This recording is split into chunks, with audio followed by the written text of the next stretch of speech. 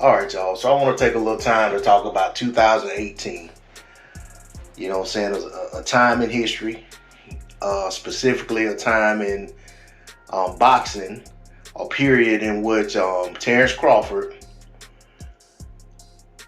restructured or re-signed, extended, however you want to state it, his deal with Top Rank.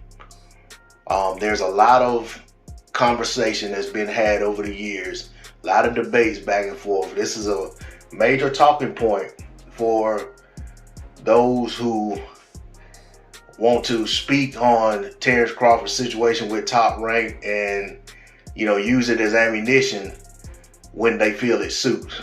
But I want to shed some light on what was reported at that time, because revisionist history seems to run rampant on the internet, especially on YouTube.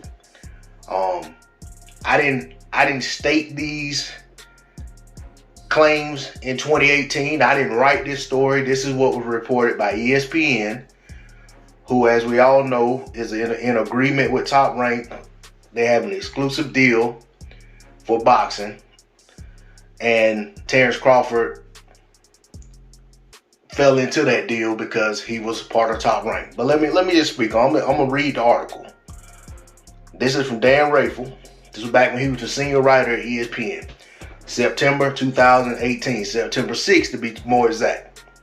It says, welterweight titleist Terence Crawford, one of boxing's pound-for-pound elite fighters, signed a contract extension with promoter Top Rank on Thursday, the same day the company announced details of his first defense. The first fight of Crawford's new promotional deal will take place against unbeaten contender Jose Benavidez Jr. in Crawford's hometown of Omaha, Nebraska, at the CHI Health Center on October 13th. Then it talks about what time and who's going to show the fight and all of that. Okay? Next paragraph. The 30-year-old Crawford, who has been with Top Rank since 2011, still had about 2 years remaining on his deal with Top Rank, but both sides were happy to do a new one. Okay, I'm going to stop right there. If it was 2018, September, and Crawford still had 2 years left on his deal at that time, why is there so much conversation about Terence Crawford being a free agent in 2018 and could have walked away from his deal and went anywhere he wanted to, but he chose to go back and fight for Top Rank?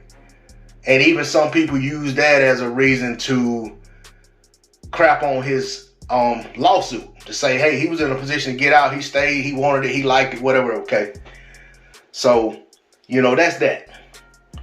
The other thing I want to say is, you notice that when they talked about what he signed, Dan Rafel used the word contract extension. He didn't say it was that he signed back with them as if he had left and decided to come back. But I'm gonna leave it at that. And I'm gonna restate this. I'm gonna read this sentence one more time.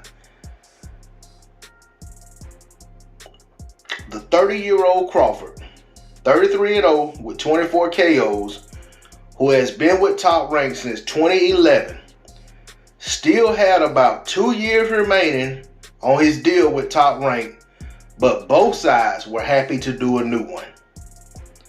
Crawford's new contract comes about a month after the announcement of the agreement between Top Rank and ESPN on a new 7-year rights deal that runs into August 2025. Like I said, his signing coincided with the new deal with ESPN. I'm going to leave it at that. Crawford said the alliance between the promotional company and the network was a key reason for his decision to re-sign well before he would have become a free agent. Did you hear that part? Well before he would have become a free agent. Y'all hear me? I am the best fighter in the world, hands down. ESPN is the biggest brand in sports, and Top Rank is the biggest promotional company in boxing. This is all what Crawford said. This was a no-brainer for me and my team. All of the super fights that the world wants to see will happen. Mark my words. Like I've said before, it says, I want all of the champions in the welterweight division. This is what Terence Crawford said after agreeing to this new deal. He talked about being optimistic about getting those big fights. He personally guaranteed to his fans that the fights were going to happen. This is how assured he felt about it after signing this deal.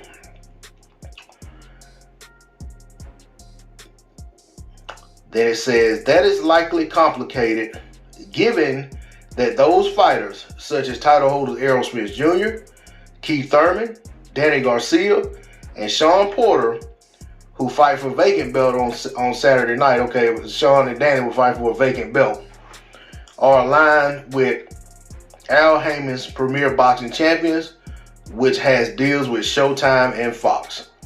Terence Bud Crawford is the world's best boxer, top-ranked chairman Bob Arum said. We will continue our ongoing campaign to establish him as one of the world's most recognizable athletes.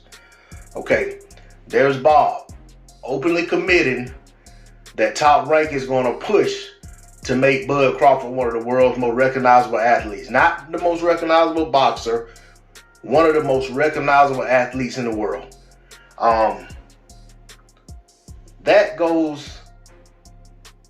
coincides with some of the claims that are in the lawsuit filed against Top Rank, because quite honestly, I didn't see Top Rank push to make Bud Crawford one of the most recognizable fighters in the world, let alone one of the most recognizable athletes in the world. But I'll continue. Okay?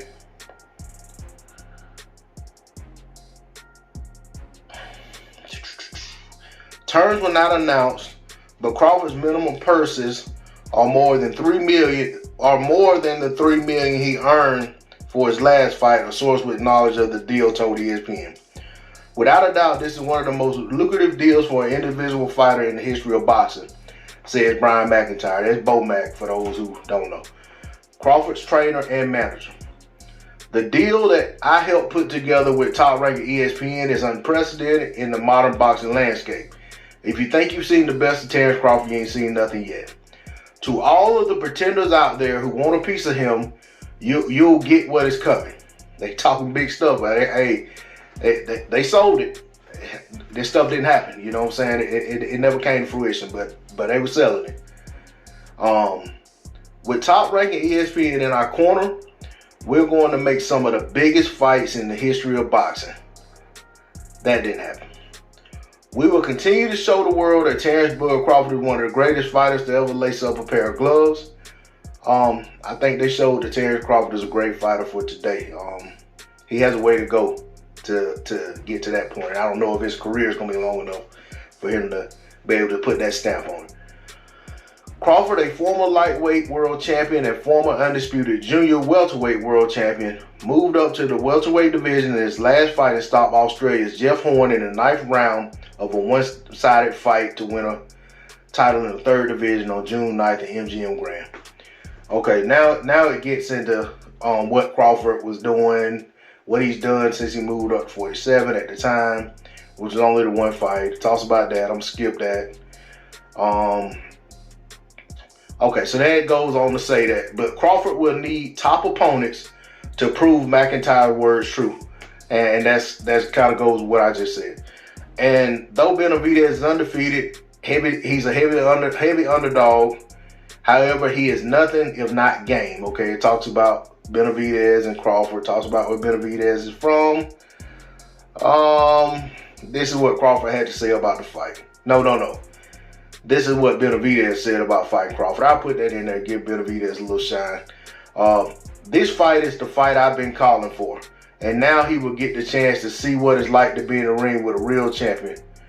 I'll happily give him his first L. Okay, my mistake. That's what Crawford said about Benavidez. Yeah, Benavidez had been calling for Crawford. So Crawford said he was going to give him the fight. Okay, so that's pretty much all of the article. You know, the one thing, okay, so I will read what Benavidez said. I thought it was in here. Benavidez said, I've been wanting this fight for 3 years. I know I have what it takes to beat him, and I'm going to beat him. Crawford has been running his mouth and saying I'm a nobody. I'm going to take full advantage of this opportunity. Okay, so that's what the two guys had to say about the fight, and we saw how the fight played out. I personally felt like Benavidez gave a good account of himself and gave Terence Crawford some problems in that fight. And Terence Crawford pulled the fight out, took over down the backstretch. That was my thoughts on it. That was the fight when I personally said, okay, this guy's he's gonna be for real at this division. You know, the Jeff Horn fight, you can't at that point you couldn't just dismiss the Jeff Horn fight as a one-off. Okay, but with that said,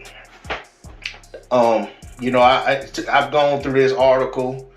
This is what was said in 2018. At the time, Terence Crawford extended his contract. There was no mention in this article about Terence Crawford being a free agent. There was no mention about him having the opportunity to go sign with other promotional companies. None of that.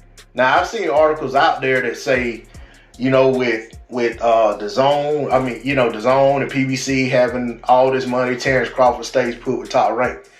But those articles do not call out Terence Crawford as being a free agent. You know, at best, he could have been bought out of his contract, but most of the time, nobody buys fighters out of their contract. They do that themselves. And so, you know, when you got 2 years left on a deal with a promoter who's just entering into a big agreement with ESPN, the last thing ESPN wants to see is one of the marquee fighters in that stable leaving. So I doubt that they would have made it easy for Terence Crawford to buy his deal, as they just entered into a deal with ESPN. And, you know, so that's my take on that. But I just wanted to go back down memory lane, read the article for what it was in 2018, for what it is today. You know what I'm saying? Not putting no cables on it. Just read it as what it was. You know, I gave a little bit of my opinion, you know what I'm saying? I emphasized a couple points I've been making. But ultimately, those were the words of Bob Arum, Bo McIntyre, Terence Crawford, Jose Benavidez, and Dan Rafael. Most of what you heard were what they stated at that time. Not my opinion about what they stated, not my opinion about what I thought was going on. Majority of what I just said can be traced back to that article. You can read it for yourself if you think I put cables on it and tried to embellish anything to make my point. I felt it was necessary to make this video because I've been hearing over and over and over and over and over. I'm still hearing every day that Terence Crawford was a free agent in 2018. Like, nobody takes the time to do the due diligence to actually look and see, was the man in a position to actually walk away from Top Rank in 2018 free and clear? Or was he in a situation where he still had 2 years on a deal that he felt like he had outperformed and felt like he deserved some of that money that ESPN was blessing Top Rank with? That's all I got on it. D-Lo 404 Boxing. I don't usually do videos this long. Hope y'all liked it. Hope y'all hung with me. You know what I'm saying? Let me know if you want to hear and see more like this from me in the future, or you want me to just stick to what I've been doing. That's all I got on it. D-Lo 404 Boxing. Like, share, comment, subscribe. I'm out. Peace.